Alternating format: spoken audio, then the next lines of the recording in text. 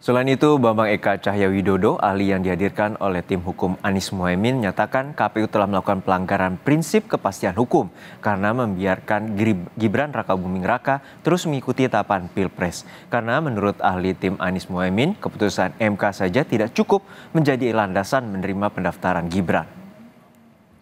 Diatur dalam PKPU sehingga putusan MK saja tidak cukup menjadi landasan menerima pendaftaran Gibran.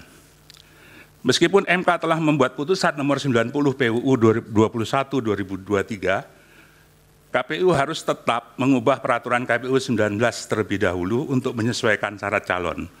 Perubahan frasa dalam putusan mahkamah tidak bisa dipisahkan dari kedudukan mahkamah sebagai negatif legislator, sehingga putusan mahkamah harus dinilai setingkat dengan undang-undang yang memerlukan peraturan KPU untuk dioperasionalkan, terutama dalam peraturan KPU.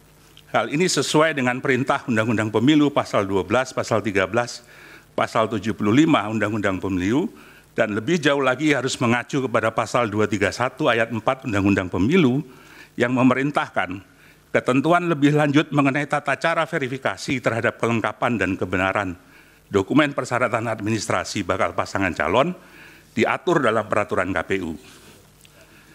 Peraturan KPU atas pendaftaran Gibran adalah kesengajaan terhadap pelanggaran kepastian hukum.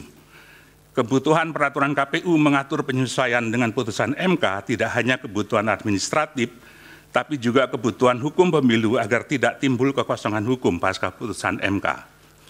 Perubahan PKPU 19 menjadi PKPU 2023-2023 yang telah sesuai dengan putusan Mahkamah Konstitusi telah melewati batas akhir terhadap pendaftaran paslon dan verifikasi dokumen pasangan calon. Maka verifikasi terhadap saudara Gibran Raka masih menggunakan dasar hukum nomor 19/2023. Tindakan Komisi Pemilihan Umum membiarkan Raka Gibran terus mengikuti tahapan pencalonan dalam proses pendaftaran dari verifikasi bakal pasangan calon merupakan pelanggaran terhadap prinsip kepastian hukum.